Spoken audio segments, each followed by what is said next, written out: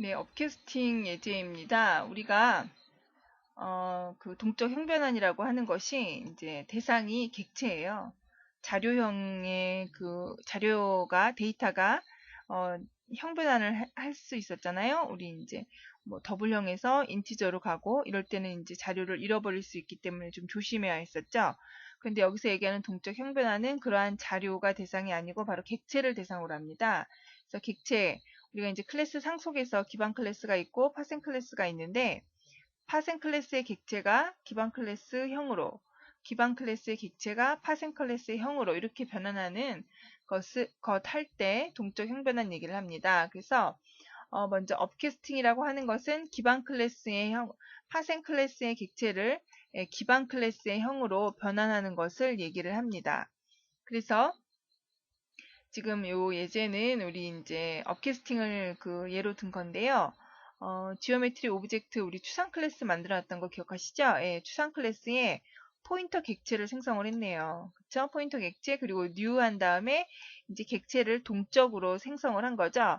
동적으로 생성했을 때 봤더니 아 이것은 우리 이등변삼각형 우리 파생 클래스 객체네요. 그쵸? 그래서 파생 클래스 객체를 생성해서 어디에다가 기반 클래스 포인터 객체에다가 주소를 저장을 시켜놨습니다. 그리고 다시 P2라고 하는 이제 이거는 우리 파생 클래스였잖아요. 파생 클래스 객체 포인터를 만들고 이건 원래 자기 자신을 그대로 이제 만들어서 했죠. 그래서 여기 getLine1이라고 하는 요 해당 멤버 함수를 이제 실행을 해보려고 합니다. 그랬을 때 P1과 P2가 다 제대로 실행이 되는가 현재 이렇게 형변환이 되어 있을 때도 알아서 다 인식을 하는지 그걸 보는 겁니다. 그런데 업캐스팅이라고 하는 것은 파생 클래스가 이제 기반 클래스형으로 변환을 해주는 거기 때문에 이미 내가 그 가지고 있는 그러니까 이 파생 클래스를 통해서 생성된 객체는 기본적으로 모든 정보를 다 가지고 있죠. 그래서 그거의 주소를 얘가 가지고 있는 거기 때문에 특별히 문제가 되지 않습니다. 그래서 자동으로 우리가 따로 뭐 형변환하는 거에 대한 메시지를 명시하지 않아도 알아서 실행이 됩니다. 그래서 이것을 이제 실행을 해보면요. 5였죠? 얘를 제거하고 여기 보면 이제 메인 함수에서 이렇게 만들어 놨습니다. 그러면은 별 뭐 특별한 오류 없이 자연스럽게 실행이 됩니다. 뭐 업캐스팅이 됐는지 안 됐는지 특별히 우리가 인식하는 게 없이 그냥 실행이 되는 걸 알 수가 있습니다. 그렇다라고 한다면 다운캐스팅은 어떻게 되느냐? 다운캐스팅은 기반 클래스에서 파생 클래스형으로 이제 일시적으로 변환을 시켜주는 거예요. 그럼 여기서 우리가 딱 알 수 있는 게 기반 클래스에 있는 객체들은 기반 클래스를 따르는 객체는 파생 클래스의 멤버를 모르죠. 그렇죠? 그렇기 때문에 이렇게 어떻게 형변환이 되는가 이제 당연히 형변환이 매끄럽지 않을 수 있다는 거죠. 그래서 디스플레이 지오메트릭 오브젝트라고 하는 함수를 하나 만들었어요. 그래서 매개 변수로 지오메트릭 오브젝트 기반 클래스의 객체 주소를 전달받았죠. 그래서 여기서 이제 line1과 line2에서 각각의 getLine1, getLine2 멤버 함수를 호출해서 실행을 하라고 했습니다. 그랬을 때 사실 뭐 getLine1과 getLine2는 요거는 기반 클래스에 포함된 멤버 함수이기 때문에 특별히 무리가 생길 수 없어요. 그쵸? 그런데 내가 지금 여기서 기반 클래스로 분명히 주소를 전달받은 이유가 있을 거예요. 그 이유는 뭐냐면 현재 기반 클래스 하나 우리 추상 클래스로 만들어놨죠. 그리고 이 클래스를 기준으로 파생 클래스 하나가 있었고 또 얘를 기준으로 또 하나의 파생 클래스를 만들어놨죠.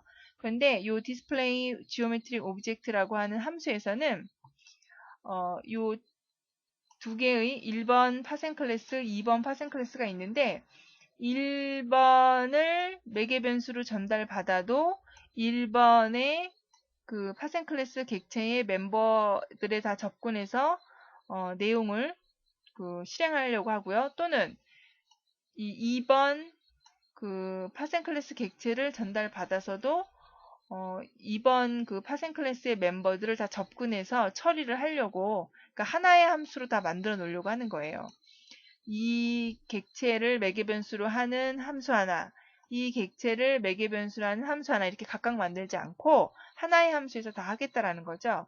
그래서 여기 봤더니요. 지오메트릭 오브젝트 P라고 해서 기반 클래스에 포인터 객체를 하나 만들어 놓고 매개 변수로 전달받은 애를 이렇게 이제 주소 값을 여기다 이렇게 전달을 했어요. 그러면서 이 P를 다운 캐스팅을 해본 겁니다. 그래서 요 해당 파생 클래스의 형으로 변환을 일시적으로 해보는 거예요. 그랬을 때 이 전달받은 객체가 요 이등변 삼각형 객체였어. 그러면은 P1에 제대로 형변환이 돼서 들어갑니다. 그런데 그렇지 않게 되면은 P1이 널값을 갖게 됩니다. 만약에 렉탱글 그 사각형 객체가 왔어요. 그럼 사각형 객체가 오면은 여기서 형변환을 했을 때 P1이 제대로 들어가지 않고 널값이 들어가고, 사각형 객체가 왔으니까 사각형 객체를 형변환을 하게 되면은 제대로 값이 들어간다라는 거죠. 그래서 우리가 각각 파생 클래스 객체를 매개 변수로 하는 각각의 함수를 만들지 않고 하나의 함수로도 이렇게 구현을 할 수가 있다라는 겁니다. 그래서 P1이 널이 아니면 P1이 널이 아니다라고 하는 것은 여기 지금 추상 클래스, 기반 클래스의 형으로 주소를 전달받았는데 얘는 실제 파생 클래스에서 기반 클래스로 온 거죠. 파생 클래스에서 기반 클래스로 왔다는 건 업캐스팅이죠. 업캐스팅으로 와가지고 업캐스팅으로 사용하다가 다시 자기 원래 모습을 받기 위해서 다운캐스팅을 하는 거예요.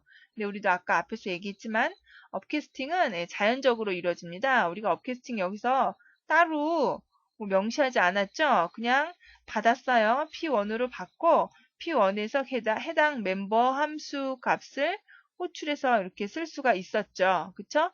특별히 동적 형변환에 대해서 명시해주지 않아도 된다라는 거예요. 누구? 업캐스팅은. 그런데 다운캐스팅은 그렇지 않다라는 거죠. 그래서 현재 업캐스팅이 돼서 분명히 호출될 때 올 때는 업캐스팅이 될 거예요. 그러면 현재 여기 왔을 때 오브젝트는 기반 클래스인 거죠. 그쵸? 그럼 기반 클래스에서 이제 파생 클래스로 형변환을 시켜주려고 하는 거예요. 동적 형변환이 일어나는 거죠. 바로 이럴 때 다운캐스팅이 되는 거죠.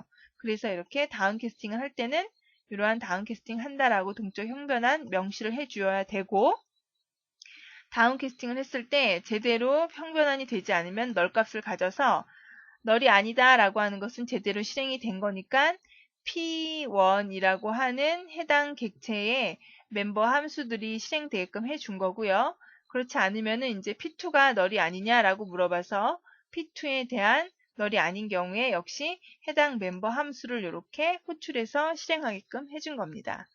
그래서 여기 봤더니 지금 P1 객체 하나 만들고 P2 객체 만들었죠? 예, 그래서 디스플레이 지오메트리 오브젝트에 P1을 전달했을 때, 그쵸? 요거 지금 제가 예제를 여기 주소였는데요, 그쵸? 예, 이거 참조 변수네요. 참조 변수니까 그대로 써주면 되죠? 예, P1을 전달한 거고 여기는 P2를 전달한 거죠. P1을 전달하면은 P1의 형변환이 제대로 실행이 돼서 요 해당 코드가 실행이 되는 거고, P2를 전달하게 되면은 P2의 코드가 제대로 실행이 돼서 요 코드가 제대로 실행이 된다라는 겁니다. 그래서 동적 형변환을 할 때 다운캐스팅을 할 거예요. 다운캐스팅을 하려면은 업캐스팅하고는 달리 이렇게 반드시 내가 어떻게 다운캐스팅, 누구로 다운캐스팅 할 것인가 명시를 해줘야 된다라는 얘기입니다. 그래서 관련 예제를 한번 불러보겠습니다. 6번, 5번은 제거를 하고요. 6번에 보면은 이제 멤버 각각의 이제 객체를 매개 변수로 하는 그냥 일반 함수를 하나 만들었습니다. 그래서 여기서 분명히 지오메트릭 오브젝트형으로 되어 있죠. 그리고는 각각의 그 멤버 함수 호출했고, 이번에는 형변환 다운캐스팅을 하기 위해서 주소를 갖다가 저장을 시켜 놓고 해당 주소를 이용을 해서 다운캐스팅을 해서 다운캐스팅이 제대로 된 포인터에만 값이 들어가겠죠. 그래서 제대로 들어갔으면은 해당 내용을 실행하고, 그렇지 않으면 다른 포인터가 제대로 내용이 들어가서 실행이 되겠다라는 거예요. 그래서 메인 함수에서 각각의 객체를 생성을 한 다음에 해당 객체를 매개 변수로 전달을 해서 여기서는 P1 객체의 멤버 함수가 제대로 호출이 돼서 실행이 되는 거고, 여기서는 P2 객체의 멤버 함수가 제대로 실행이 되는 것을 알 수가 있습니다. 그래서 컴파일을 해서 역시 실행을 해 보면요. 네. 제대로 실행이 되는 것을 확인할 수가 있습니다. 그래서 동적형 변화는 클래스 상속에서 기반 클래스형 객체를 파생 클래스형으로, 파생 클래스형 객체를 기반 클래스형으로 이렇게 형변환을 시켜주는 건데, 말 그대로 일시적으로 형변환을 해주는 거죠. 그래서 이제 동적 형변환 얘기라고 하는, 동적 형변환이라고 얘기를 합니다. 그런데 파생 클래스에서 기반 클래스로 가면은 구체적으로 쓰이는 것은 기반 클래스의 멤버가 쓰이는 거잖아요. 파생 클래스였다가 기반 클래스로 형변환이 됐기 때문에 그래서 얘는 문제가 되지 않는다라는 거죠. 왜? 파생 클래스라고 하는 것은 기반 클래스의 정보를 가지고 있기 때문에. 그래서 업캐스팅은 자동으로 형변환이 실행이 되고 특별히 명시하지 않아도 됩니다. 그런데 다운캐스팅, 기반 클래스가 파생 클래스 형태로 변환을 하려고 그래요. 그럴 때는 기반 클래스는 파생 클래스에 있는 멤버를 모르니까 이렇게 다운캐스팅 하겠다라고 명시를 해줘야 된다라고 하는 거. 그럼 여러분이 이런 걸 딱 배우면 도대체 이게 언제 어떻게 쓰이느냐? 바로 이런 예제로 쓰이는 거예요. 이렇게 하나의 매개 변수를 전달받아서 그 안에서 각각의 객체로 다시 다운캐스팅으로 형변환을 해서 코드를 실행하는 이러한 상황에서 바로 동적 형변환이 쓰이는 겁니다. 요거는 이제 실제 우리가 책에 나와 있는 예제 소스를 한번 살펴보자고 해서 그 예제 소스를 설명을 해 놓은 것입니다. 그래서 소스 12-12 그 교재에 있는 내용을 여러분이 직접 보시면서 이제 그 설명을 확인을 하시면은 좀 더 이해가 쉬울 거예요. 요 소스 12-12는 우리 앞에서 그 요거 확인한 거 요거 있죠? 예, 디스플레이 지오메트릭 오브젝트 요 코드에 해당이 됩니다. 그래서 36번 라인이라고 되어 있어요. 우리 36번 라인이라고 하는 것은 바로 요 메인 함수에서 지오메트릭 오브젝트 함수를 호출을 한 거를 얘기를 합니다. 그래서 전달된 그 매개 변수의 자료형은 우리 이제 이등변 삼각형 객체가 전달이 됐어요. 근데 얘는 어떻게 전달이 됐죠? 디스플레이 지오메트릭 오브젝트라고 하는 함수에 와서는 바로 지오메트릭 오브젝트 형으로 변환이 됐죠.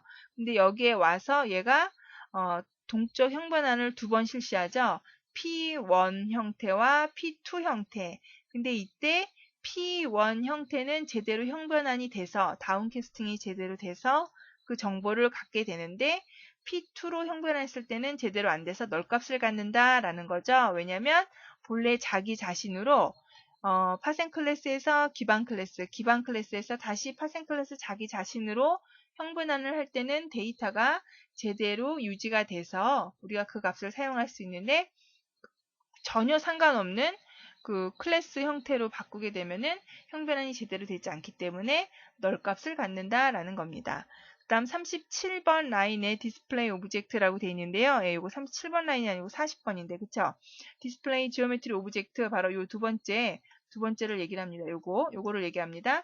얘는 이제, P2라고 하는 요 그 객체가 전달이 이제 요거 생성이 된 게 매개 변수로 전달이 됐어. 다시 이제 기반 클래스로 바꾼 거고 다시 동적 형변환을 했을 때 나와 동일한 형태인 경우에는 제대로 형변환이 되는데 다운캐스팅이 그렇지 않은 경우에는 널값이 된다라는 걸 보여드리는 겁니다. 그래서 동적 형변환이라고 하는 것은 클래스 상속에서 서로 이렇게 자식 클래스, 그러니까 파생 클래스, 기반 클래스, 다시 기반 클래스와 관련된 파생 클래스로 이렇게 서로 의미 있는, 관계 있는 클래스들형으로 변환해주는 것을 얘기를 합니다. 그 다음에 이제 다중상속이라고 하는 건요. 우리가 이제 기반 클래스가 있고 기반 클래스에 파생 클래스를 만들었어요. 그리고 이거에 또 다른 파생 클래스 이렇게 만들었잖아요. 근데 이런 형태 말고 또 어떠한 형태도 가능하느냐? 예, 바로 이런 형태도 가능하고요. 그리고 이런 형태도 가능합니다. 파생 클래스가 만들어지는데 내가 따르는 기반 클래스가 이렇게 2개 이상 여러 개를 나열할 수가 있고요. 그리고 하나의 기반 클래스가 있으면 얘를 따르는 파생 클래스가 있고 다시 이 파생 클래스를 기반 클래스로 하는 또 다른 파생 클래스 이러한 형태도 역시 가능하다라는 걸 얘기합니다. 그래서 이제 사실 뭐 앞에서 이런 형태는 우리가 다 예측할 수가 있죠. 요거 우리 다 만들어 봤죠? 이건 당연히 얘를 확장한 거기 때문에 특별한 어려움이 없어요. 그럼 이런 식으로 여러 개의 기반 클래스를 갖는 경우에는 어떻게 되느냐? 예, 이렇게 콤마 찍어주시면 돼요. 콤마 찍고 하게 되면은 바로 다중상속 형태의 그 파생 클래스가 만들어져서 요 클래스를 따르는 객체가 생성이 되면은 나의 멤버뿐만 아니라 나의 기반 클래스의 멤버, 나의 기반 클래스의 멤버를 다 참조할 수 있는 형태가 됩니다.